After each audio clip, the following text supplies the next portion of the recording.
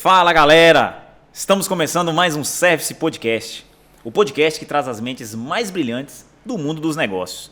Eu sou o Everson, fala aí meu parceiro Johnny. Eu, Everson. Tranquilo? Tranquilão. Preparado? Preparadíssimo, vamos que vamos. Ah, bacana. Gente, você que tá aí, se inscreva no nosso canal, ativa o sininho para receber as notificações, viu? E você que deseja ser um patrocinador do nosso canal, entre em contato com a gente diretamente nas nossas mídias sociais.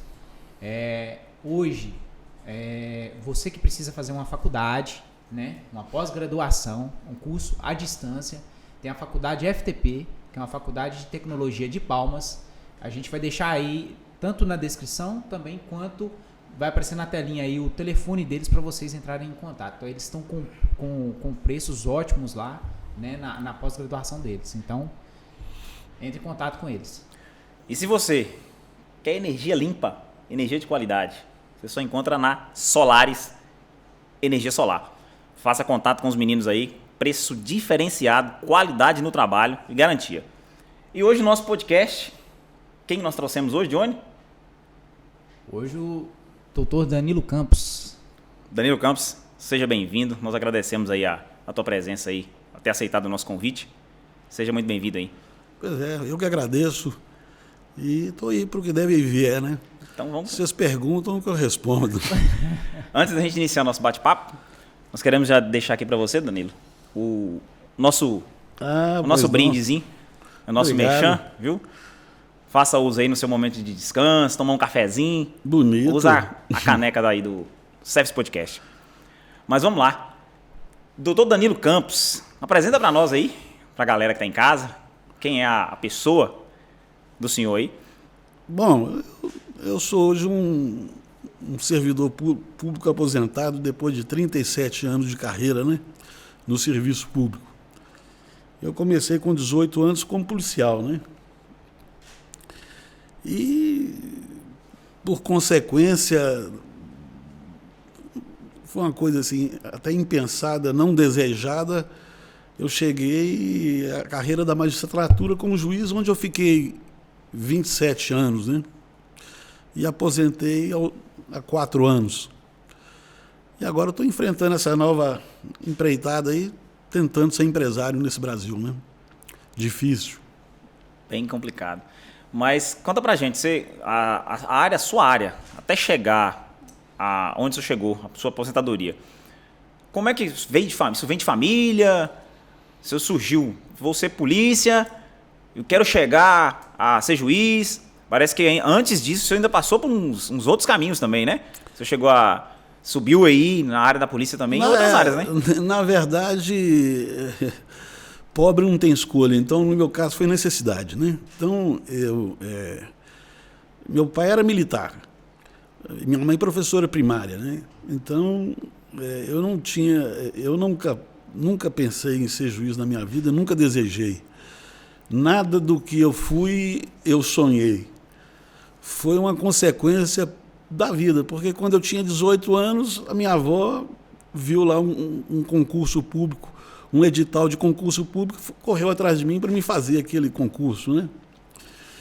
Eu tinha 18 anos e 50 quilos e cara de criança, então eu não acreditava que eu ia ser contratado. Mas nessa época você tinha algum sonho? Eu com 18 anos. Porque hoje a molecada hoje com 18 anos, eu quero ser jogador de futebol, eu quero isso. Eu queria, se eu jogasse futebol, eu queria ser jogador de futebol, eu pensava em mexer com música, eu pensava em muita coisa, mas polícia nunca, né? Então foi, na verdade, a ideia da avó. Minha avó que me deu a ideia. E eu fui lá, não pensava que eu ia passar num concurso, que eu era muito vagabundo naquela época, não era um estudioso.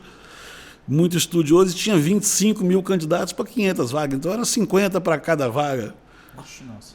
E eu fiz aquilo ali mais por respeitar minha avó, né? Mas no final das contas eu ainda fiquei entre os 100 melhores dos 25 mil, né? Aí eu me interessei pela coisa, mas tinha um problema, né? Porque eu tinha 51, 52 quilos e eu tinha o teste físico que eu tinha que correr 100 metros com 50 quilos de areia nas costas, tirar um saco de 50 quilos do chão e correr 100 metros. Era um dos testes que eu tinha que passar, né? Nossa, é eu de moleque, eu já tinha vontade de ser polícia. Mas pelo meu porte físico, você vê que eu já desanimei por isso. Porque hoje, eu tenho 39 anos, eu peso 59 quilos. Nunca passei disso. Então, assim, como é que eu ia fazer o teste físico? Como é que eu passaria? Eu vou carregar um saco de cimento na cabeça, velho. Eu treinei como é que eu jogava o saco de cimento nas costas, né? Apoiando o joelho e dando aquele impulso. E, na verdade, não é força, né? É jeito. Não, é cara. jeito. E Porque a gente fica... se o saco de cimento, se o saco de areia cai na sua barriga, você segura aqui, ele vai descendo e você vai correndo, ele vai te atrapalhando a andar, você cai.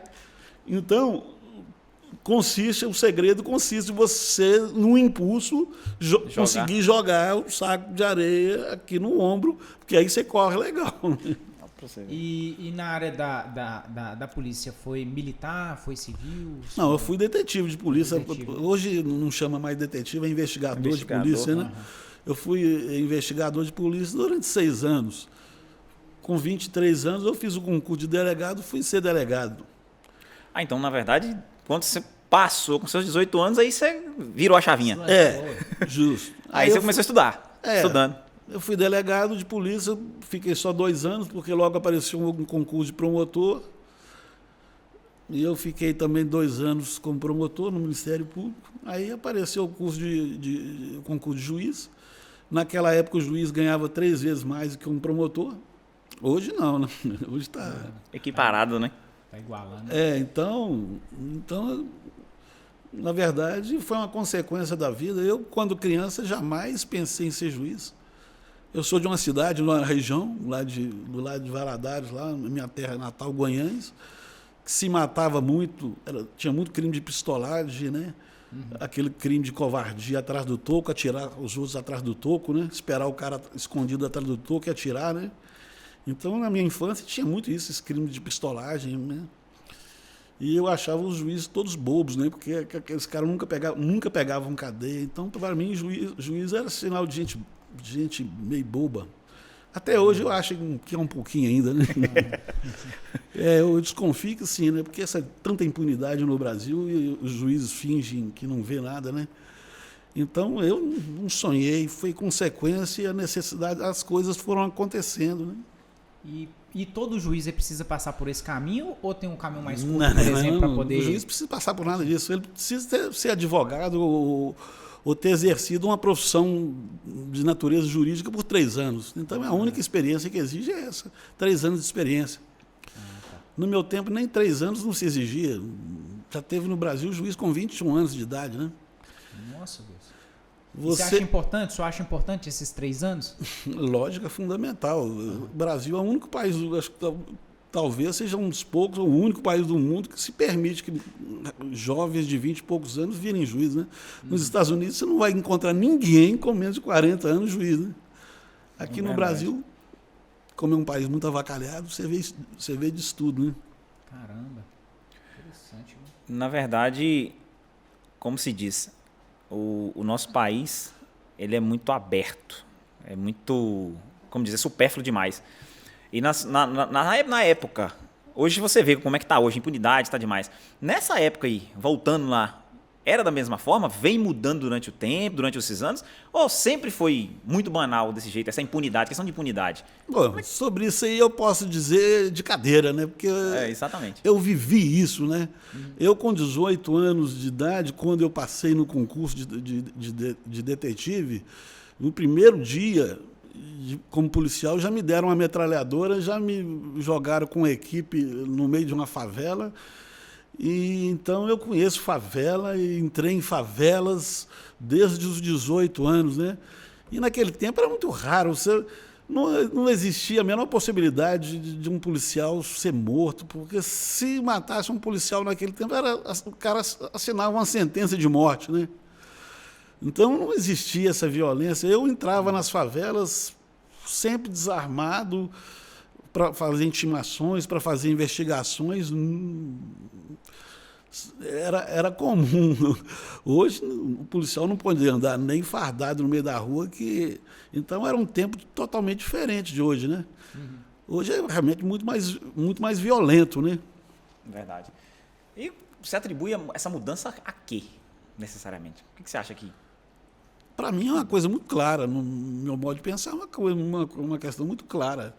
É a questão da impunidade. Né? A impunidade por algum tipo de crime diminuiu muito. Aquele crime que eu falei antes, que na minha infância eu via, o crime de pistolagem, isso não existe mais. Né? Aquelas famílias de matadores profissionais que matavam os inimigos, aquilo acabou, né? Aquilo foi um período da ditadura, né, que a ditadura protegia aquele tipo de pessoa, de chefe local que patrocinava aquele tipo de limpeza, né? E tinha muito aquela questão das famílias, né? As famílias. Entre famílias, o poder de uma família que tinha mais moral que a outra. Isso, tinha isso aí. Isso acabou. Isso acabou. Verdade. Mas agora, por enquanto, mas por outro lado, a violência urbana, essa proliferou. E eu acho que tem outro ponto também que influi muito, que eu creio que tem uma influência muito grande, e o doutor vai saber falar melhor ainda, a política. Questão política.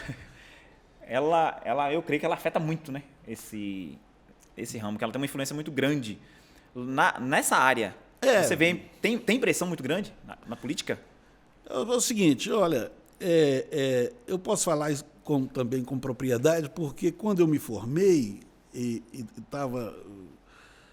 eu me formei em 86. Em 85 foi o evento das diretas já, a morte de Tancredo. Foi em 85 que o Brasil que eclodiu, que acabou a ditadura, né? Uhum. Então, que começou o processo democrático. Naquele tempo, a gente ainda tinha na política homens como Tancredo, o próprio Tancredo, como Ulisses Guimarães, como o próprio Fernando Henrique. São pessoas que, Itamar e tantos outros, né?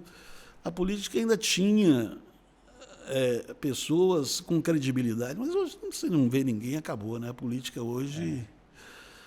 Na política hoje, quem está na política hoje é uma celebridade da internet que fez uma fama ali em 15 minutos, ou é um filho de alguém, ou é um clã familiar. Então, a política hoje é uma prostituição, para mim, é uma prostituição completa. E é o que, infelizmente, a gente percebe que está movendo tudo, né? Todas as peças da economia, justiça, tudo está ligado. Eu creio que tudo tem essa questão também da influência da internet em cima, por exemplo, no julgamento, porque hoje tem julgamentos que são, eu estava olhando, que são divulgados, né, na internet. Então, assim, aí o próprio juiz sente algum tipo de pressão, por exemplo, essa área. Tem filmes que abordam muito, né, as intimidações aos senhores juízes aí, de alguma forma. Um cara é influente, é político. Como é que é isso? Na sua época você teve muito isso? Né? Olha, eu fiquei 37 anos no serviço público como policial, nunca sofri pressão nenhuma. Ué, você vê. Isso aí é o próprio... Se o juiz é pressionado, é porque ele se deixa pressionar, né? Uhum.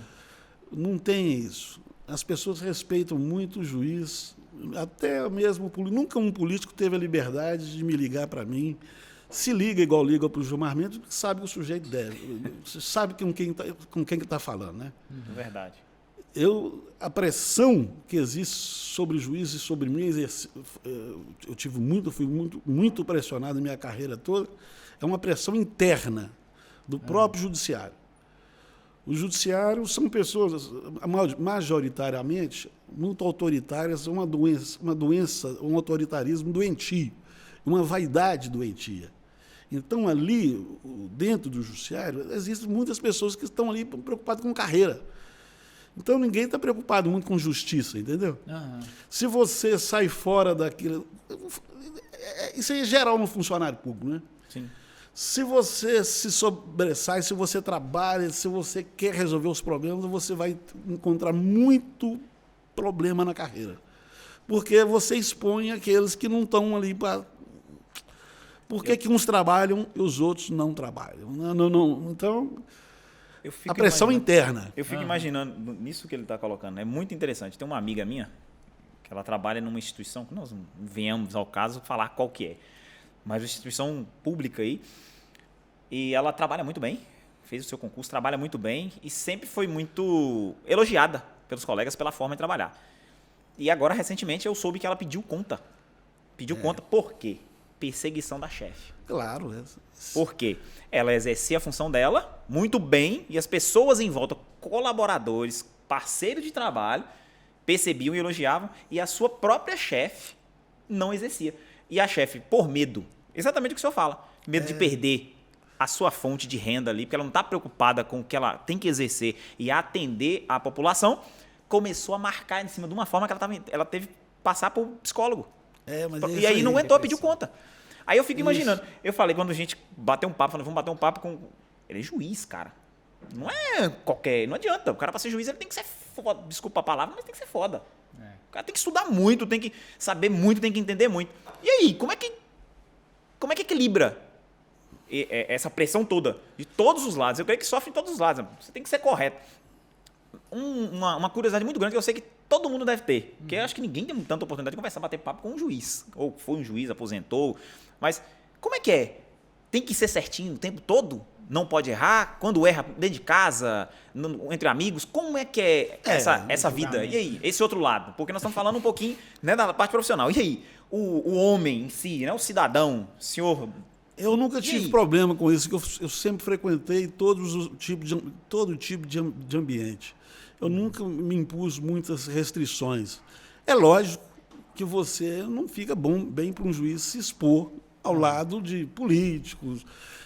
Porque não é um natural, entendeu? Quando você vê um juiz muito misturado com política, com sociedade, sempre aparece que aquele juiz ela aparece ali ao lado de pessoas que ele vai julgar um dia, né? Exato. Eu nunca tive problema com isso, porque eu julguei todo tipo de gente da mesma forma e eu nunca deixei me influenciar por essas coisas. A amizade é a parte. Chegou na justiça, tem que dar... Porque o juiz tem a lei para seguir, né? Então o juiz não tem que... Não é tão difícil assim, porque você tem um parâmetro. Agora, quando a pessoa se miscui demais, tem muitos relacionamentos, e ele não consegue sair fora daquelas amizades, aí a coisa complica demais. É cheio disso na justiça, né? O juiz também julga muito por amizade, muito por... Então isso tem um peso, né? Tem peso.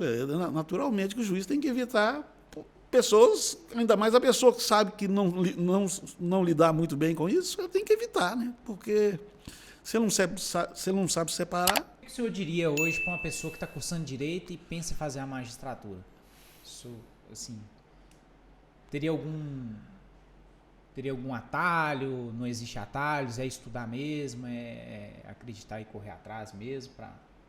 Eu, sinceramente, eu acho que a pessoa não deveria... Eu não aconselharia ninguém fazer concurso para magistratura, entendeu?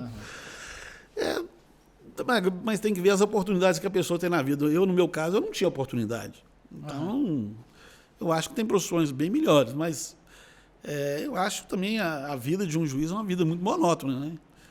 É uma vida muito cobrada, é chato a carreira, você trabalha de frente de um computador, numa salinha, lendo o tempo inteiro, fazendo audiências com muitos conflitos com advogados, com partes. Não é uma profissão charmosa, né? Muito restrita, né? Te poda muito sua vida pessoal, você ser cobrado, então você não pode... Normalmente o juiz não se relaciona com todo tipo de gente, né? É mais complicado. Então, eu acho que tem coisas bem melhores, né? E eu acho que, sinceramente, eu sou muito crítico da justiça, acho que a justiça não funciona. Então, eu entrar num serviço que as coisas não funcionam é ruim, né? É verdade. Eu, por exemplo, fui muito perseguido na própria justiça porque eu sempre critiquei a justiça abertamente. A justiça não faz justiça na maioria dos casos, né? Para começar, internamente, porque internamente tem uma promoção lá que falam que é merecimento, mas tem uma política interna que é uma coisa nojenta, igual a política aqui fora, entendeu? Então, se você não está disposto a fazer aquela política nojenta ali de esperar uma promoçãozinha, puxa saco para ser promovido, você não Você não tem Não vai, chance. tem chance nenhuma. Você não tem Verdade. chance. Então, E ainda tem um detalhe, né? O sistema. Se É, o você sistema. entra para não acompanhar o sistema também, isso. na maioria das vezes você tá fora. É. Você se torna inimigo. Me tornei inimigo do sistema. Então chegou a um ponto que eu não tinha mais convivência possível, né? Porque eles me perseguiam na carreira, e me ameaçavam, etc. Mas assim, ameaça externa eu nunca sofri. Ninguém nunca. Sempre é dentro do próprio sistema, né? O sistema é podre e é pesado, né? Verdade. Como dizia o Raul Seixas, o monstro cisne é arretado, né? Tá doido para acabar comigo. Sem dúvida. Você não pode dormir de touca. Então, Mas aí na sua carreira, nessa parte, né, da sua carreira, que daqui a pouco nós vamos entrar na outra parte da sua carreira aí. Pessoal, as pessoas costumam dizer que é o seguinte, muitas vezes a gente começa numa área por falta de oportunidade, como foi o seu caso, e ao longo dos anos passa a gostar, fazer por gostar. Isso aconteceu com você em algum momento ou continuou você vendo oportunidade? Foi como você pensa eu gostei do trabalho. do trabalho? É um trabalho muito dignificante porque você vê a satisfação que você produz com o seu trabalho, os resultados daquele trabalho, a satisfação das pessoas e o reconhecimento das pessoas, né? Ainda que não tenha, no nosso caso, no caso do juiz, que tem merecimento, não tenha o reconhecimento oficial, porque esse não existe, porque dentro da justiça é só política como é aqui fora, porque lá dentro da justiça também tem os cargos que todo mundo almeja, né? É igual no militarismo, né? O cara é soldado, quer ser cabo, quer ser sargento, e essa escada, a pessoa que se dispõe a cumprir essa escada, ela passa em cima de tudo para atingir aquela finalidade, né? Então, mas o trabalho foi muito legal. O reconhecimento popular, eu acho que eu tive e tenho até hoje, né? As pessoas sabem reconhecer o bom juiz, né? O sistema não. O sistema você tem que desprezar, porque se você for pensar em reconhecimento oficial, se você for o policial, se você for esperar reconhecimento oficial da instituição dele, não vai ter. Então, o reconhecimento que a gente tem é das pessoas, é o povo, né? Sim, verdade. Fosse para voltar lá atrás, seus 18 anos, faria tudo de novo? Não, de jeito nenhum. Não faria de novo, não. Mas também não. Como é que eu, com 18 anos, filho de um sargento, vivendo num meio pobre, não tinha expectativa, né? Sim. Hoje eu tenho uma visão empresarial da coisa, né? Que eu posso ser muito mais do que um servidor público, porque a carreira de servidor público é muito limitada, né? Sim. É segura, mas e é uma boa carreira, né? Se fosse levado, as pessoas levassem a sério as coisas, fizessem as coisas a sério, seria muito boa, né? Porque tem uma segurança, né? Você tem um bom salário. Você não vai ficar rico no serviço público, mas você vai ter uma vida estável, né? E hoje o senhor partiu para um lado totalmente diferente, né? Eu pro cansei, lado né? empresarial, né? E fala um pouquinho sobre suas empresas. Hoje você, seu modo de eu atuação aqui no nosso país. eu tinha outras ideias. Eu nunca pensei também em ser empresário. Assim, nunca amadureci essa ideia de ser empresário. Mas quando eu estava para me aposentar, eu tinha que procurar alguma coisa para me fazer. Normalmente o juiz vai ser professor. Eu nunca quis ser professor, nunca quis enganar aluno, entendeu? Então não é comum para um juiz virar empresário. Geralmente não Não é muito comum. É muito comum. Normalmente ele vai ser professor, mas o juiz não tem tempo nem de julgar os processos dele, ele vai ter tempo de dar aula. Então, dividir, eu nunca quis dividir, porque eu faço bem uma coisa, eu não faço, né? Então, eu não fui para o lado normal, que é ser professor. E o juiz, como ele não pode ser dono de empresa, ele não pode dirigir empresa, então ele está podado por esse lado. Ele pode ser fazendeiro, mas eu sou de uma família de fazendeiros. Essa área eu já esgotei. Pois é, e outro ponto interessante, né? Porque costuma-se dizer que filho de peixe, peixinho é. Meu pai era vendedor, eu vou seguir. Normalmente eu vou ser vendedor. Seu pai fazendeiro, a sua tendência era puxar para esse lado, né? Mas aí, a avó viu aquilo lá. Então, pode-se dizer que muitas dessas escolhas, muitas dessas coisas, têm a ver com criação. É porque, em off, nós estávamos batendo papo, você usou uma expressão muito interessante. Em respeito à minha avó, eu fui lá e, que ela mostrou esse concurso, eu fui ver. Então, você acha que essa educação, de um modo geral, realmente ela conta nessa hora ou não? É aleatório? Sim, existe muita gente aleatório. que a família de um policial, o cara vai ser policial porque quer seguir a carreira do pai. Na justiça também tem muita gente que está na justiça porque o pai é advogado, o pai é do meio. No meu meio nunca teve advogados, não teve nenhum juiz, promotor, delegado, nada disso. Eu fui o primeiro, né? Hoje tem alguns parentes meus que estão na área, mas eu fui o primeiro. Eu fui por necessidade mesmo. Hoje, se eu voltasse no tempo, talvez eu gostaria de ser empresário. Eu acho que o meu caminho natural, eu pensei lá atrás, que seria emprestar um pouquinho dessa experiência que eu tive de tantos anos na vida pública, mexendo com lei, com o sistema de segurança, com um meio violento. Eu conheço isso aí, né? Eu tenho uma vivência muito grande. Seria caminhar para a política, né? Você chegou a tentar a política? Eu fui candidato a vereador na última eleição, mas com uma proposta que as pessoas não entenderam. Achou que eu era uma proposta demagógica. Porque eu não entendo que política tem que ganhar nada. Tem que ser uma profissão, entendeu? Eu me candidatei para ser vereador para não ganhar um centavo. Fazendo social. Trabalhar social. Aí isso irritou muita gente. Isso. Isso mexeu no vespeiro, né? Mas, na verdade, eu fui inocente porque eu pensei, bom, gente, me convidaram para ser candidato a vereador. Eu não queria ser vereador de jeito nenhum, para falar a verdade, vereador para mim não tem função nenhuma, não tem importância nenhuma. Eu acho que o vereador não representa nada. Aquilo ali é só um desperdício do dinheiro público. Mas eu falei, olha, eu posso dar um exemplo que eu posso ser um bom vereador sem ganhar um centavo, porque o vereador ele tem que doar o mínimo do seu tempo. Tem que ser uma pessoa que tem condição de doar aquele tempo, entendeu? Eu tinha essa condição. Eu não tinha vontade nenhuma de mudar de vida, de me eleger deputado, ir lá para Brasília, ou me eleger outra coisa que tomasse meu tempo. A única coisa que eu poderia colaborar é sendo vereador, porque eu não teria que mudar a minha rotina.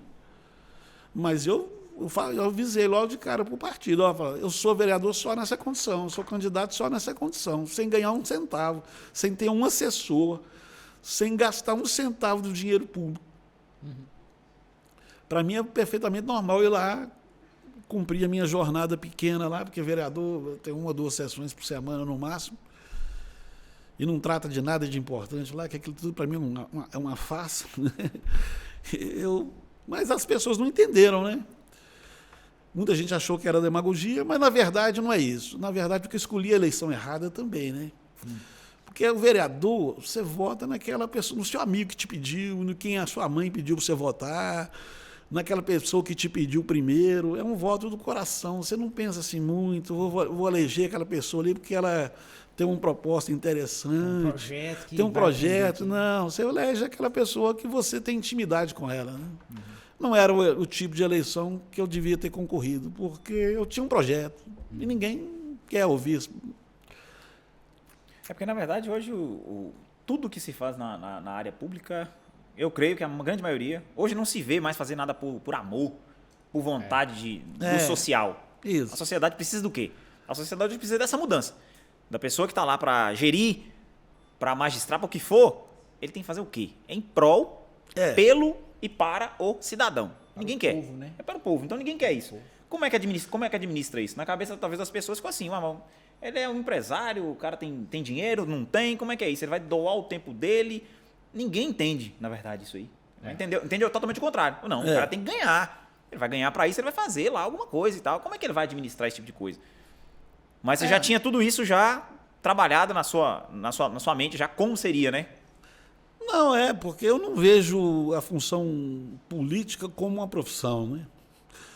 Eu acho que a necessidade que eu tinha e tenho é de emprestar um pouco desse conhecimento que eu adquiri ao longo dos anos Porque eu sempre fui um estudante de escola pública, né? Foi o Estado que me formou. Então, eu devo essa obrigação. E eu, de alguma forma, eu queria cumprir com isso, eu queria pagar essa dívida que eu tenho, né? Mas é impossível, porque eu vou ter que entrar num sistema, né? Aí eu vou citar novamente o Raul Seixas, né? Se você quer entrar em buraco de rato, meu amigo, de rato, você tem que se fantasiar, né? Verdade. É verdade. E vamos fazer um comparativo entre ser juiz e ser empresário. O que mais te motiva? Pegando claro, né? Cada época, né? Você pega a sua época ali, na época do seu auge, na sua transição e hoje na sua área. Você comparando uma pela outra. Olha, eu vou te falar a verdade. Eu sou um empresário um pouco neófito. Não tão neófito, porque eu me preparei para sair da magistratura. Eu abri a empresa há algum tempo, né?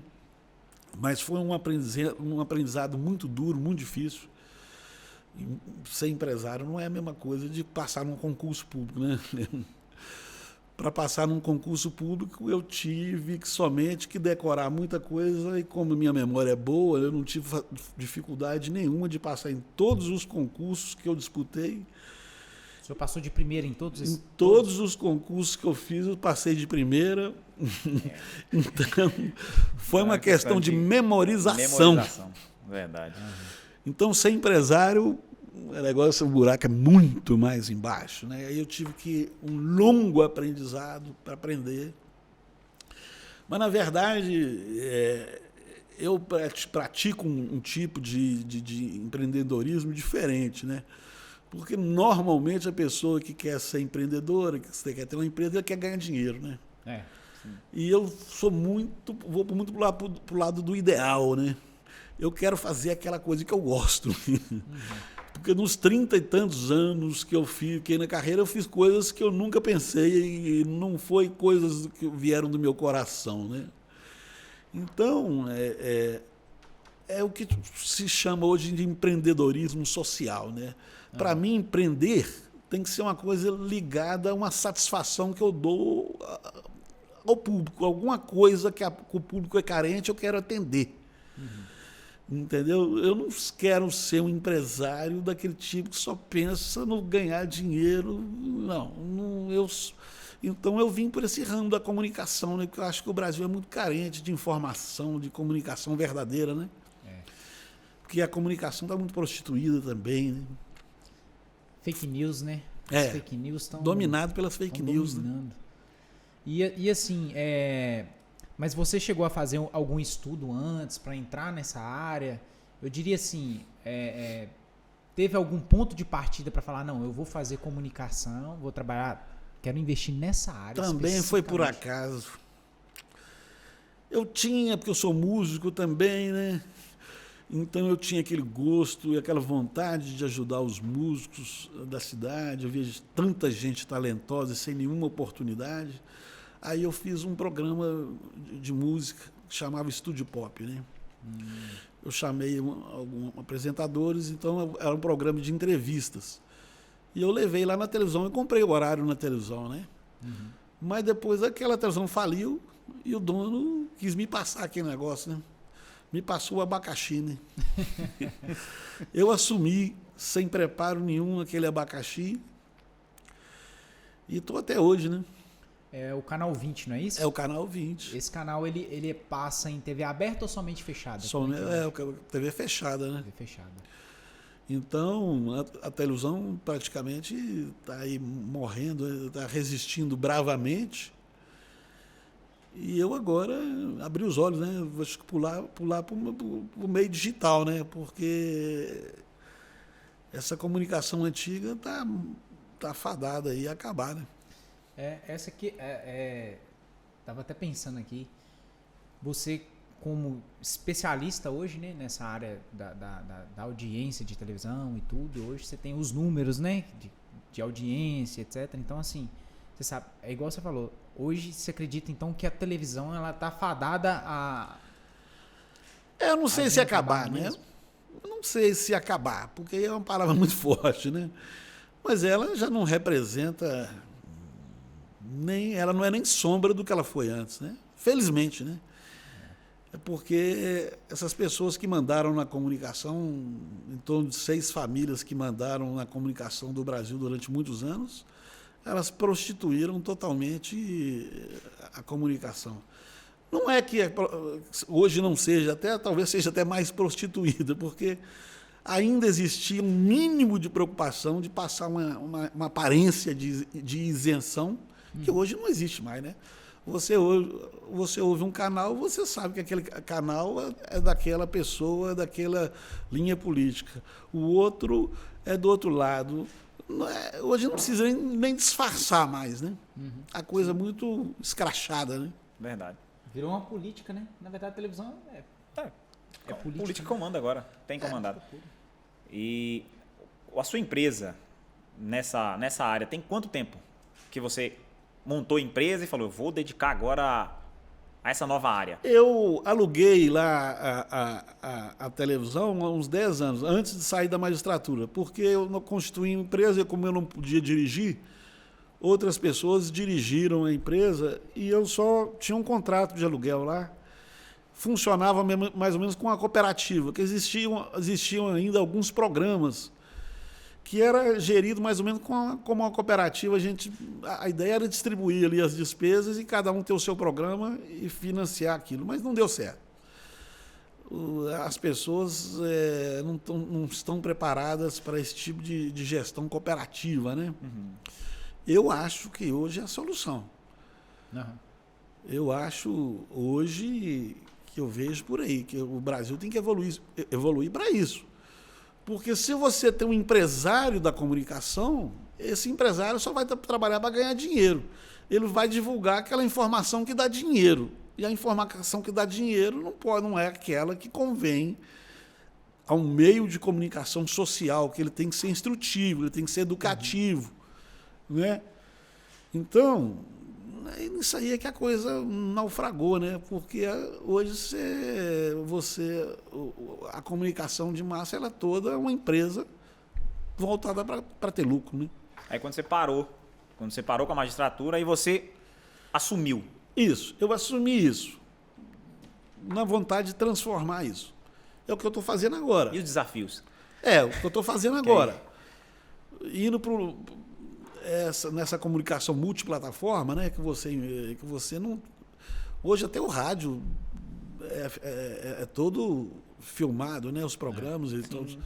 Então, não tem mais aquela coisa tradicional do rádio ser voz mais. Hoje é voz, é imagem, é rede social, ele tem que impulsionar, ele tem que estar na rede. Não vamos longe, não. As partidas de futebol hoje, você assiste hoje, ouve um jogo no radialista. Como que é isso? Não é mais. Você vê o cara lá com o foninho, o microfone, igual nós estamos aqui, e o cara xingando, brigando e tal. Falando pra tela. Não é mais radialista. Por que mudou? Então a imagem, né? A imagem tá mandando. A forma tá mudando. Então, nesse novo contexto mundial e brasileiro, eu acho que eu quero hoje vencer na área empresarial. Ainda que as pessoas às vezes me abordam na rua, você podia continuar com o seu projeto político, era legal, agora numa outra eleição as pessoas vão compreender melhor a sua proposta. Eu não tenho saco para partido político. É muito nojento aquilo para mim, sabe? O sujeito, quando eu entro na cidade, eu sou amigo de todos eles, dos políticos da cidade, então eu não gosto de agredi-los. Eu sou respeitoso com a pessoa, só não respeito a vida pública dele. Como a vida pública eu não respeito mais esses políticos, não. Hoje eu boicoto. Uma pessoa que pendura aí outdoor, gasta a grana da gente toda para anunciar aí que está trazendo dinheiro que já é nosso. O político só serve para isso, para trazer o dinheiro que já é nosso e ainda anunciar, gastar milhões para anunciar que está fazendo alguma coisa e não está fazendo nada. Na verdade, o cidadão ele não sabe. A maioria do nosso cidadão não sabe que esse dinheiro que está vindo já está lá. Já é nosso. Recentemente aconteceu isso lá na cidade. Tinha uma verba que tinha horas para ser devolvida para o Estado. E aí o que aconteceu? Um candidato, um vereador, né, da cidade, foi lá e chegou junto com um senador, já em parceria com aquele governador X, falou, cara, o dinheiro vai voltar. Vamos lá. E aí o que aconteceu? Bum! Estourou, vereador tal, traz verba para hospital de tal de tantos mil e... O dinheiro já ia chegar, já é dinheiro carimbado. Por causa da incompetência de um outro político. Mal sabe, exatamente. Não, mas todo dinheiro tem que chegar, vai chegar para a universidade, para a Unimontes, tem que chegar nomeado na mão de um deputado. Isso aí. Isso é uma... Por quê? Para ganhar voto. É o seguinte, eu não estou disposto a votar nessa turma mais não. Eu acho que, sim, que o Brasil hoje nós temos que caminhar. O empresário é muito desrespeitado, sabe? Eu sou de uma família tradicionalmente de esquerda, né? Toda a minha família é esquerdista, mas hoje o esquerdismo para mim é um arraso, né? Porque prega assim, é uma pregação violenta contra o empresário, né? Que o empresário é tido como um sujeito explorador do trabalho alheio. Não é nada disso, né, gente? Sim. O empresário sofre muito preconceito, né? E essa classe política vagabunda, que são os verdadeiros exploradores, sim, é que vem denegrir a imagem. E tentando enaltecer a sua própria, né? Isso é um absurdo. O empresário não pode aceitar isso mais, não. Ser taxado. Porque hoje que eu conheço o empresário de perto, que eu vejo como é que é difícil ali o sujeito... Às vezes eu tenho amigos que eu pergunto, por que você não vende essa merda aí, cara? Você está tentando uma coisa, uma concorrência desleal. Você tem um grupo, às vezes, grande, mas vem com uma concorrência de fora e quer te derrubar, e aquilo é massacrante, o cara tenta concorrer. Por que você não vende isso e fica milionário, vai viajar o mundo afora, né, cara? Aí o cara, não, mas eu tenho que segurar, porque eu tenho 1000 famílias que eu dou emprego. Justamente, é a área social, né? Era o ponto que eu ia colocar agora aí. A gente conhece empresários aí, não sei quantos colaboradores que você tem hoje, mas a gente tem empresários na cidade que tem 50, 60 colaboradores. E não é lá ainda aquele grande empresário lá de uma... Microempresário. Alguns têm 50, 60 famílias que são sustentadas por isso. E aí? Onde é que fica? Não vale nada isso? As pessoas, o político denigre, não podem usar essa palavra denegrir, porque hoje em dia está tão difícil. O politicamente correto é uma coisa, mas o que está no dicionário eu vou usar. Sem dúvida. E além da TV em si, hoje, quais são as empresas aí? Eu tenho um pequeno empreendimento na área imobiliária, um loteamento, que eu sou sócio. E agora eu parto para a área digital, né? Que é essa nova modalidade da economia que se chama economia das plataformas, essa economia do futuro, né? Uhum. Porque a gente tem que abrir os olhos, né? Eu estudei muito isso aí e estou tentando me encaixar nisso, porque é o seguinte, eu acho que é a salvação. Montes Claros eu vejo aqui não como uma cidade, mas como um país. Nós somos uma região, isso aqui é um polo regional muito grande. Então, nós temos muitas oportunidades aqui. Nós temos que saber explorar, né? Sim. E eu vejo o seguinte, essa nova economia digital de plataforma, isso abre caminhos fabulosos. Porque se você tem o Uber, você poderia ter um aplicativo local, né? Uhum. Você tem o iFood, você poderia ter um aplicativo local como o meu, que eu estou lançando, é local, né? Tenta ali substituir algumas áreas, aquelas páginas amarelas antigas do catálogo Google, e outras eu tento ser um LX local, né? Onde que eu vou ali e faço um classificado eletrônico na tentativa de recuperar o poder do comércio, o poder local, né? Porque essa economia globalizada, e se você canalizar tudo isso para os aplicativos globais, você acaba com a sua cidade? Primeiro porque o dinheiro não fica aqui. Exato. O dinheiro vai todo. Vai né? todo embora. Eles não compram nada aqui. Então, o comércio local, eles não apoiam nenhum talento daqui. Então, os talentos daqui ficam todos desprestigiados. Você não revela ninguém no esporte, você não revela ninguém na música, porque a rádio daqui não toca a música daqui, porque ela já vem com a grade de lá. Então, é uma grade que é imposta por essa nova economia centralizada, né, de massa. Então, nós temos que tentar reverter isso. Então, o aplicativo que eu estou lançando é isso. É você tentar prestigiar o poder local, né? É porque aqui, você fazendo o aplicativo local, você vai gerar renda local. Isso. Esse dinheiro vai girar dentro da nossa área. Nós estávamos em off também falando sobre, né? O iFood. 20% do que o cara está vendendo aqui, ele está dando para o iFood. Esse dinheiro está indo para onde? Isso. O que retorna aqui? Isso. E, ao mesmo tempo, como eu sou também um meio de comunicação, que meu aplicativo tem também conteúdo, eu vou divulgar o conteúdo local. Sim. Porque essas plataformas vão divulgar o conteúdo do Rio de Janeiro, de São Paulo, de Nova York. É sempre dos grandes centros, né? Sempre os grandes centros. Você tira toda a expectativa de uma pessoa vencer aqui dentro. Exatamente. E se você parar para analisar, Montes Claros, nós estamos falando daqui, local, 500 mil habitantes. Qual a receita que esses aplicativos, essas plataformas estão gerando aqui dentro? É algo absurdo. Gera Só que receita, gera, mas não aplica aqui. Esse é o ponto. A parte tributária é cobrada aqui, né? No caso deles ou não?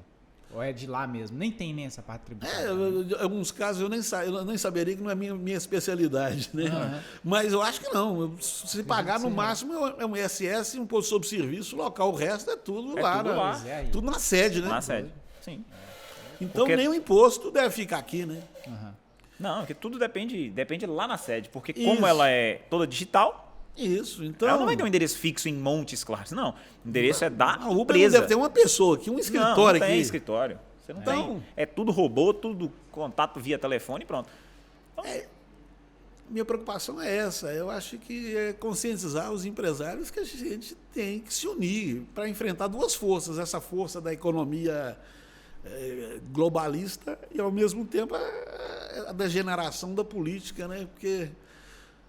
Porque o político que difama o empresário, fala que o empresário faz parte da elite, explorador.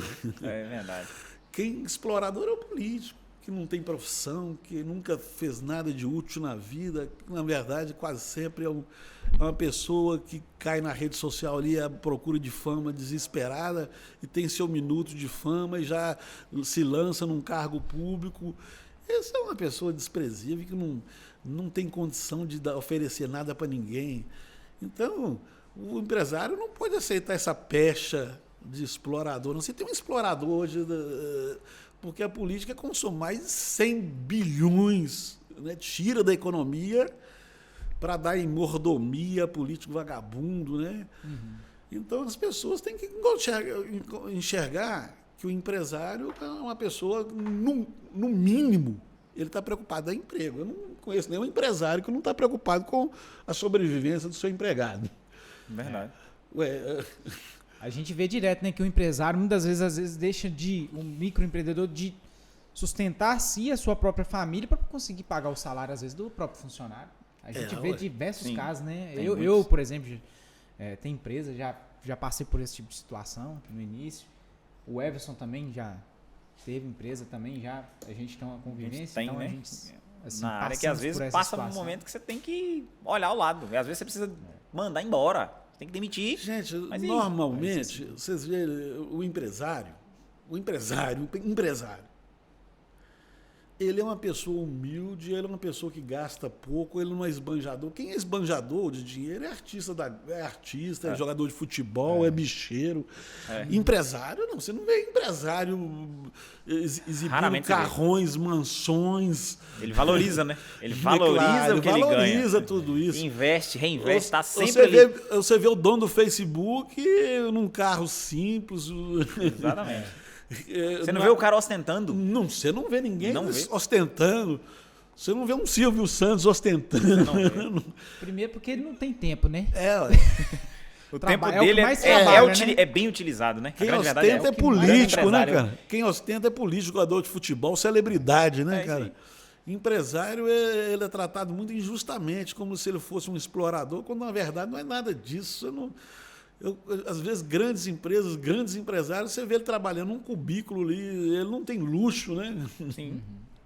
E hoje a sua plataforma, no caso, né? Seu aplicativo, ele tá atuante apenas aqui em Montes Claros, ou abrange todo o norte de Minas, ou abrange Minas Gerais, ou Brasil? Como é que é Na o foco verdade, ele não hoje de está você? atuante ainda, né? Eu estou lançando agora. Eu estou Tá. Ele vai ser. aí querendo lançar. Entendi. Mas Mas as pessoas já podem baixar hoje o sim, seu aplicativo. pode baixar tanto nas duas E na verdade lojas. o busca aqui, ele vai ser em todos os segmentos? Como é que é? É direcionado para algum tipo de produto ou não? Não, nós Geral. não somos um marketplace, nós não vendemos produtos e eu não ganho nada sobre a venda de ninguém. Eu só. E os anúncios tem até. Qualquer um pode estar na plataforma, inclusive de graça. A única coisa que eu monetizo é aquilo que a pessoa quer ter destaque ou quer ter prioridade, ficar na frente no aplicativo. Eu sou um guia eletrônico, então as pessoas. Para serviços, né? Para empresas e serviços. Tá, de um modo geral. Porque o Google, por exemplo, não anuncia empresas, mas não anuncia o autônomo. Você não vai encontrar um pedreiro lá no Google, um montador de imóveis. E, então, eu tenho que destacar o comércio local, porque a facilidade do aplicativo é estar ali junto com o WhatsApp. Né? A pessoa já entra no aplicativo, já aciona, já pede pelo WhatsApp. A funcionalidade principal é isso, é a sua ligação com o WhatsApp. Que no Google, por serem empresas concorrentes do WhatsApp, você não tem o acesso direto. Então você entra no guia e pede para o WhatsApp. Né? Entendi. E lá você tem um classificado também que você anuncia o que você quiser dentro da sua cidade. Tem muito mais segurança, né? Porque eu não vendo nada. Eu aproximo e você vai lá e faz a compra direto com o dono da coisa, né? Sim. Porque hoje a plataforma OLX, que é uma multinacional, né? Sediada, salvo engano, na Holanda, mas ela não tem nenhuma preocupação com a segurança do sistema. Então, Você entrou no ponto que a gente estava muito curioso em entender. Porque hoje a gente tem uma dificuldade, acho que todo mundo já tem essa dificuldade aí com o OLX. Porque o que tem de caloteiro, é golpe, né? golpe, De golpe. é complicado. Existe uma forma de barrar, no seu caso, blindar um pouco isso aí, ou como é que tem o mesmo risco? Não, Querendo de ou não? maneira não tem o mesmo risco, porque aqui no OLX você anuncia para uma pessoa que está distante, né? Eu anuncio para uma pessoa que está na cidade. Se eu anuncio uma bicicleta, você vai lá naturalmente ver a bicicleta antes de comprar, né? Entendi. Você não vai comprar a bicicleta no aplicativo, entendeu? Então hoje o seu aplicativo, ele abrange o Brasil, né? Tem como... Eu posso divulgação expandir abrangeu para Brasil. outras cidades, mas em toda cidade que eu expandir, ele vai ser local. Ele vai ser local lá, porque aí a ótimo. pessoa vai selecionar a cidade dela e vai estar vai todo ser o local comércio lá. local lá. Porque é isso que nós temos que restabelecer, esse contato com a nossa cidade. Isso está se perdendo. Porque antigamente tinha uma televisão local, tinha TV Montes Claros, tinha jornais. Hoje em dia tudo acabou, porque as rádios têm, mas vêm com a grade de fora. Isso é tão interessante que o senhor está falando, que é o seguinte, por exemplo, no marketing digital. Eu tenho uma empresa nessa área, né, de marketing digital. Então, o que ocorre? Muitas das vezes, as pessoas que moram aqui, dentro da nossa região, pensam assim, não, eu vou contratar uma empresa lá de São Paulo, porque os caras de São Paulo que são foda, entendeu? Ou lá nos Estados Unidos, eu vou pegar uma empresa americana, porque os caras que são foda. Mas tem muita empresa foda aqui dentro. Então, assim, deixam de fazer um serviço local aqui, onde que tem uma aproximação, até um contato físico, para fazer um trabalho com o cara pela internet lá fora, assim, entendeu? E a diferença muito grande é que a empresa, por exemplo, você está aqui. Você ué. está convivendo diretamente com pessoas, com empresários, com empresas daqui, que é onde essa outra empresa está te contratando para atingir. Porque não quer atingir E lá ela em São não Paulo. entende- Ela ela- não entende isso, né? Ela não entende até o comércio local daqui. É. Porque tem E uma isso tá diferença. se perdendo mesmo. Com o decorrer dos anos, tá acabando, tá? Por exemplo, Tá indo eu embora. vou citar um exemplo. Eu acabei de mandar recentemente um orçamento que a menina, uma colega minha, falou assim: me manda pra mim seu portfólio. Aí eu peguei e encaminhei o portfólio pra ela. Ela falou: nossa, mas o seu valor é muito abaixo do que eu cobro aqui. Eu falei assim: pois é, mas porque você vive, na cidade que você vive, pratica-se um preço diferente. Eu hoje pratico o preço local aqui do norte de Minas. Então, até o poder aquisitivo aqui de quem vai adquirir o serviço, uma empresa que está começando agora, não tem um poder aquisitivo da sua realidade, da sua cidade. Eu fiz meu aplicativo aqui mesmo. E nós vimos esse final de semana passado aí que o PSDB, o partido do PSDB tentou fazer uma prévia partidária a partir de um aplicativo feito lá por grandes empresas em São Paulo, e o aplicativo não funcionou, né? Pois é, ué. Isso, então, esse risco você corre aqui, corre em qualquer lugar. Sim. Então, a gente tem que prestigiar mais as coisas locais, né? Agora, nós temos que vencer o amadorismo, né? Porque eu vejo muitas boas iniciativas aqui em Montes Claros, até nessa concorrência com o Google, com o Uber mesmo, por exemplo, cooperativas tentando concorrer, mas tem que ter também um mínimo de profissionalismo, então exige uma campanha para lançar, as pessoas têm que baixar o aplicativo. Isso tem que investir em publicidade, não pode ser uma coisa amadora, né? Não pode tentar lançar assim de uma forma precipitada e doida, né? Essa é a questão que a gente tem que tentar ser um mínimo profissional também, porque não dá para reclamar do local, das pessoas que estão aqui, e a gente não fazia parte da gente, né? Tem Eu esse estou grande problema. tentando ser profissional, fazer um lançamento que não é fácil. Você viu aí recentemente, chegaram à cidade algumas grandes empresas aplicativos, o Max e não sei o quê, entope a cidade de outdoor, os postes de banners, carro de som na rua. Não é uma coisa para amador, né? Verdade. Os carros tudo plotados. Os carros todos E plotados. pagando, né? Pagando para o motorista plotar então, o é uma carro. coisa agressiva. Se a gente não tem esse dinheiro, a gente tem que pelo menos substituir isso na inteligência. Na inteligência, Tentar, verdade. se a gente não ganha na grana, a gente tem que tentar ganhar na inteligência. Buscar parceiros para juntar as pessoas, agregar e tentar vencer por outras formas, né? Porque a concorrência é bruta, né? Verdade. Concorrência é Isso. igual uma vez, né? Eu ouvi falar que um tempo, por exemplo, só citar aqui um exemplo, o McDonald's faliu aqui em Montes Claros. Não E era aí? a hora de lançar.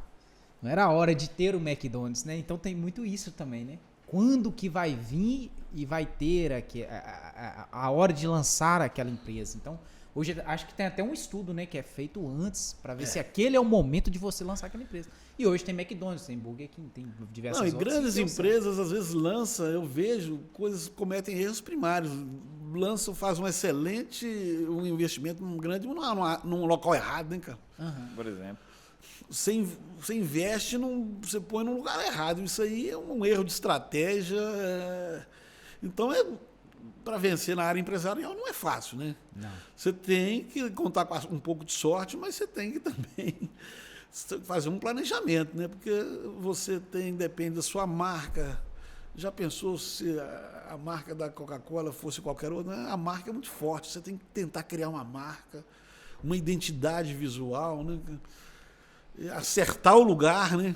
Porque você pode fazer tudo certo, mas você errou o lugar, aquele lugar não combina com o seu produto, aí não dá. E o seu aplicativo, a plataforma, você já tem data para lançar? Eu estou querendo lançar agora a partir de dezembro, né? Já está pronta, depois de anos tentando consertar, melhorando, buscando um nome, uma identidade visual, porque isso tudo é importante, né?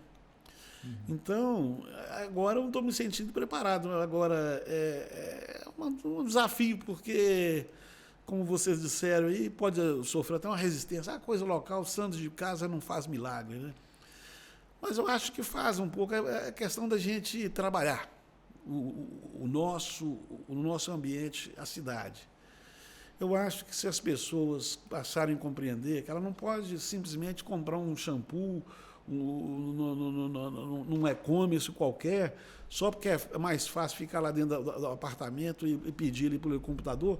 Porque um dia, se ela comprar o pneu dela, qualquer coisa que ela comprar, o livro ela compra lá numa livraria, no Amazon da vida, aí vai chegar um momento que ela vai pedir emprego para quem?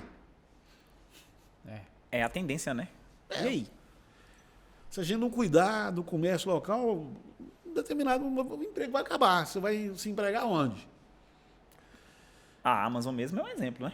A Amazon mesmo conta com pouquíssimas, muito poucas pessoas. Tudo é máquina, né? Coisa, lá fora, aqui no Brasil demora muito de chegar a tecnologia, né? A gente tem um atraso, assim, eu acho muito grotesco, assim, de tempo de receber a tecnologia. Eu acho, assim, sabe, há 5 anos atrás, por exemplo, até também está relacionado a um pouco à cultura, né? A forma.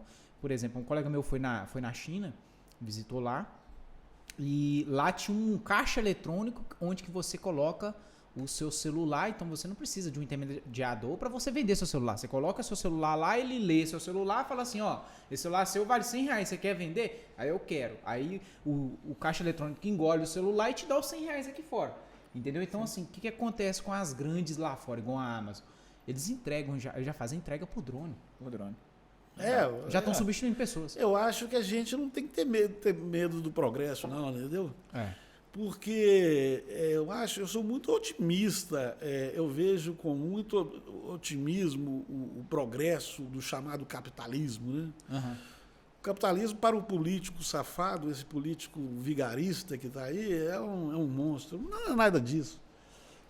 O capitalismo é apenas um sistema que você troca bens e serviços livremente no mercado. Então, não existe nada de mal nisso. E esse sistema, hoje, a gente tem acesso a tanta coisa, tanta tecnologia, tanta coisa maravilhosa, né? Sim. A produtos cada vez mais baratos, mais acessíveis, né?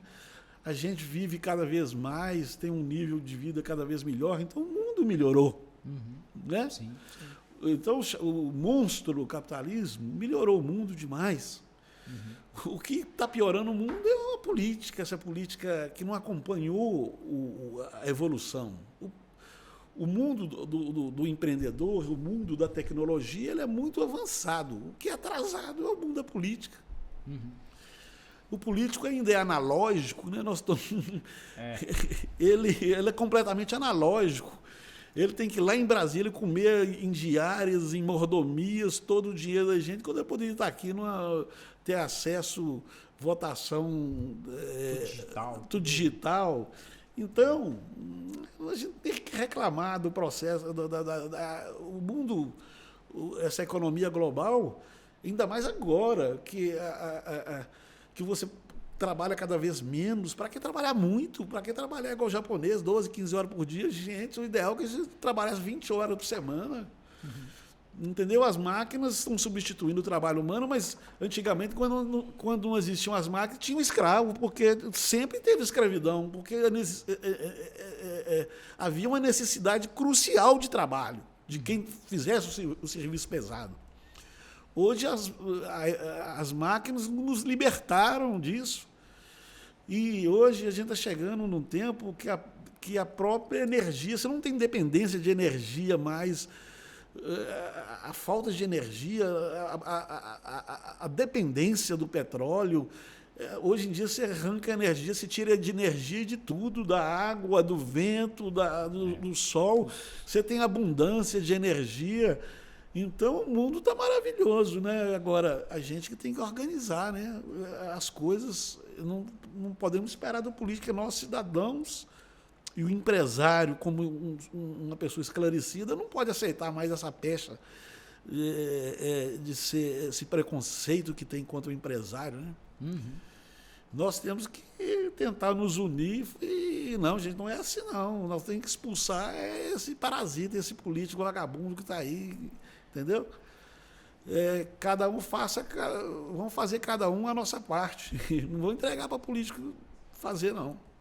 E diante desse cenário todo aí que a gente vê, nós discutimos aí nesse nosso bate-papo, você acha que tem jeito para a nossa economia, para o nosso país, para para nosso governo, de um modo geral?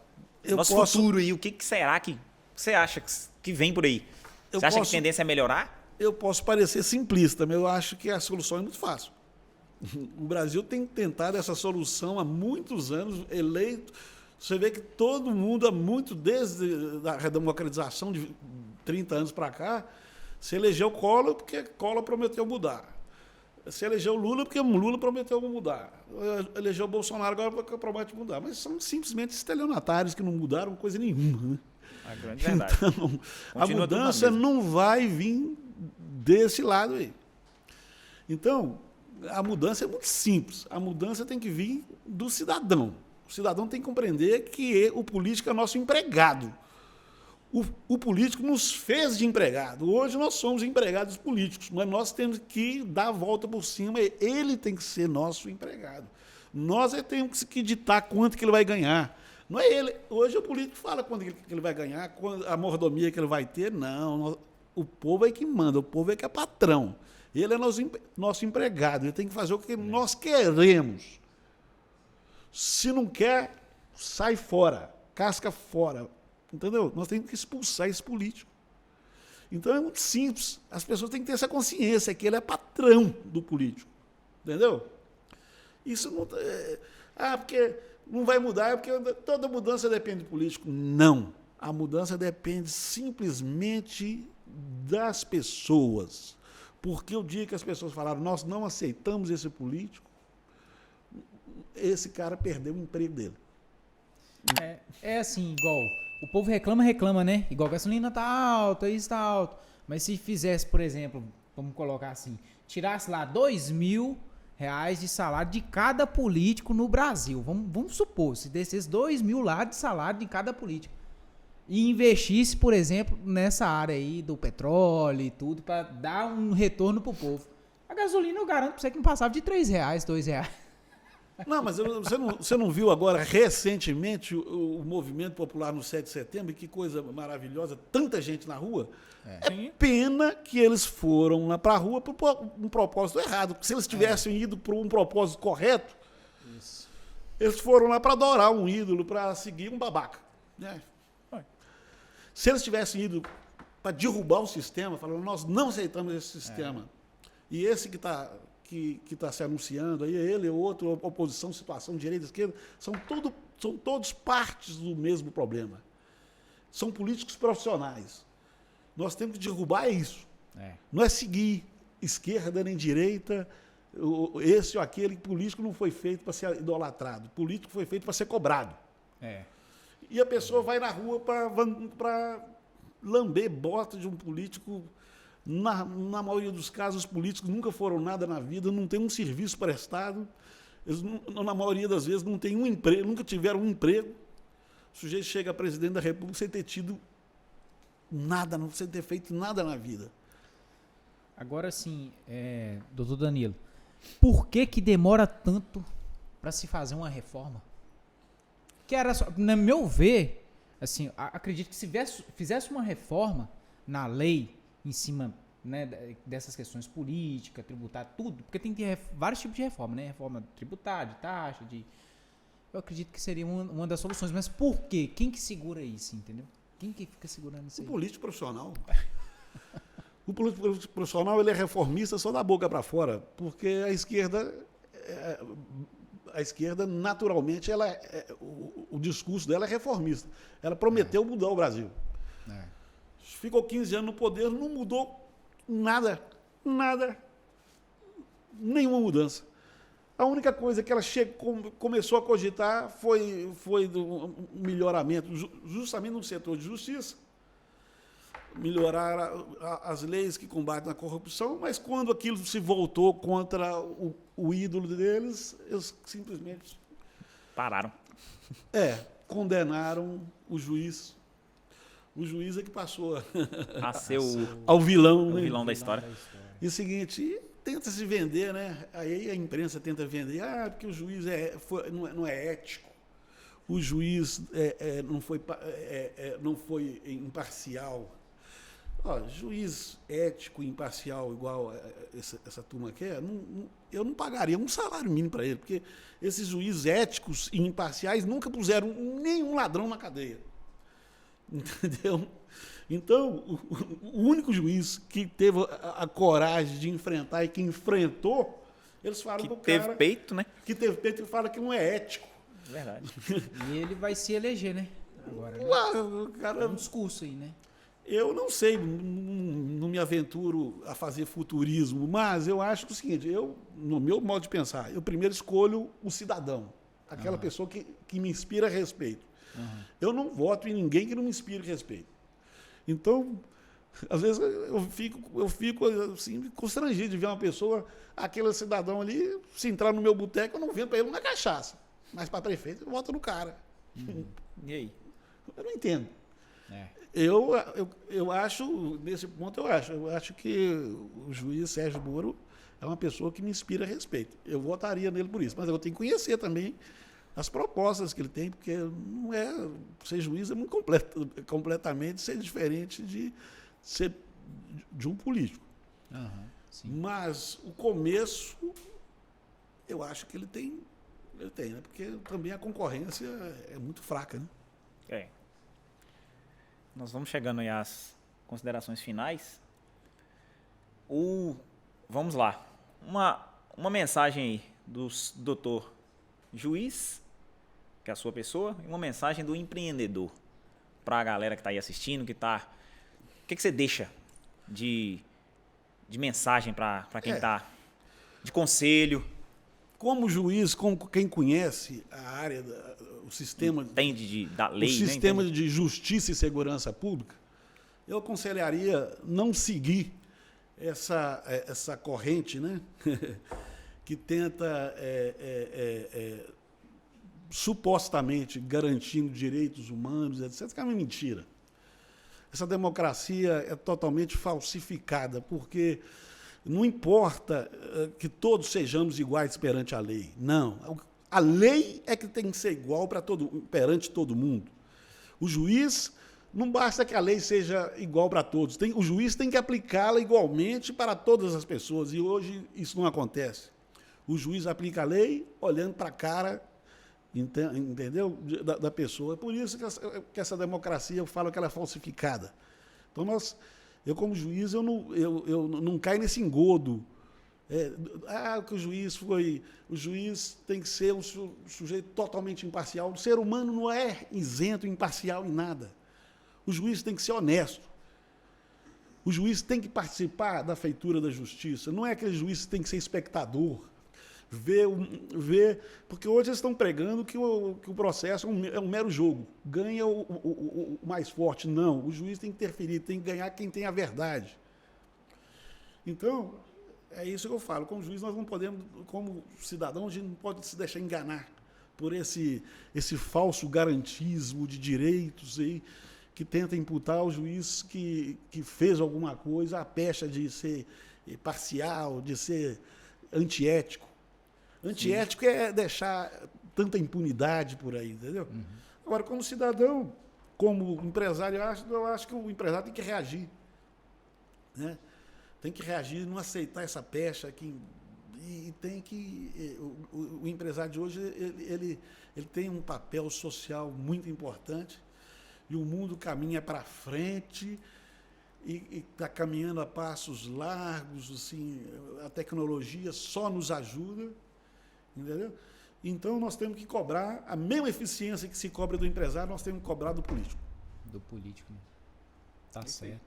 E hoje, só mais uma pergunta assim, o que o senhor acha que faz essa união da classe empresarial? São o CDL? É o CDL da cidade? É a forma mais acho que próxima ninguém trabalha a união da classe, porque o empresário ele concorre um com o outro, né? Então a classe muito desunida, né? Então, eu não sei, as corporações não sei se ajudam tanto. A gente tem que procurar, de alguma forma, conscientizar o empresário a não ser tão isolado como ele é. Né? Cada um na sua empresa, cada um disputando o seu pedaço e com medo de falar a verdade, porque ele não pode. O empresário está sempre no meio, ele é igual um político, ele tem que estar aqui e ali, ele não pode desagradar lado nenhum, né? Mas o empresário hoje ele tem que ter uma postura mais dinâmica, mais consciente, porque ele é que é prejudicado, né? Quer dizer, o mundo se moderniza pelo trabalho do empresário, o trabalho não é nem do empresário, da iniciativa privada, né? Sim. E esse público, e o político que não faz nada é que leva fama. E tem um problema também, que assim, por exemplo, igual sai algum incentivo para o empresário, para o microempreendedor, para o grande empresário, mas só consegue pegar aquele incentivo público só com um jeitinho. A gente fala um jeitinho brasileiro. Conhece alguém que liberou. Se não for assim, ele não consegue. Aí aquele que está precisando mesmo, aquele empresário que está perto de falir ali, está segurando as pontas, passando aquele perrengue, não consegue tirar. Tudo é política, né? Por causa da política. E é contraditório, né? Que é um incentivo. Incentivo Mas não, tem que ter política. Então nós temos que enfrentar os políticos. Tem que enfrentar. Esse político profissional, né? Não é o verdadeiro político, não. É verdade. Nós queremos agradecer, primeiramente, né, ao doutor Danilo aí, pelo tempo cedido, né? Pela aula que nos deu hoje aí. Batemos um papo bacana. E se você quer saber mais sobre o Busca Aqui, nós vamos deixar aí na tela, né, o QR Code. Vá lá e busca. Se você quer serviço, se você quer empresa. E vem muita coisa boa por aí. O aplicativo vai ser lançado agora. E o mais importante disso tudo, né, doutor? É local. É o que a gente precisa valorizar. É nosso. Então precisamos valorizar. Precisamos deixar um pouquinho de lado aí as grandes multis. Já não precisam de dinheiro mais não. Esses caras já estão podres de ricos e estão levando o nosso dinheiro. Nós precisamos de trazer dinheiro para cá. E através dos que estão aqui. Nós agradecemos aí. E você que quer curtir aí nosso bate-papo, inscreve no canal. Não esquece, ativa o sininho aí, serve esse podcast. Doutor, muito obrigado, viu, pela presença. Estou sempre às ordens. Tamo junto. E você que quer fazer uma pós-graduação, entre no site da FTP, Faculdade de Tecnologia de Palmas, beleza? E já sabe, né? Energia é energia solar. Depois que eu conheci a Solaris, acabou. Eu quero energia solar, energia de qualidade, energia limpa. Serve esse podcast, porque o céu é o limite. Um abraço.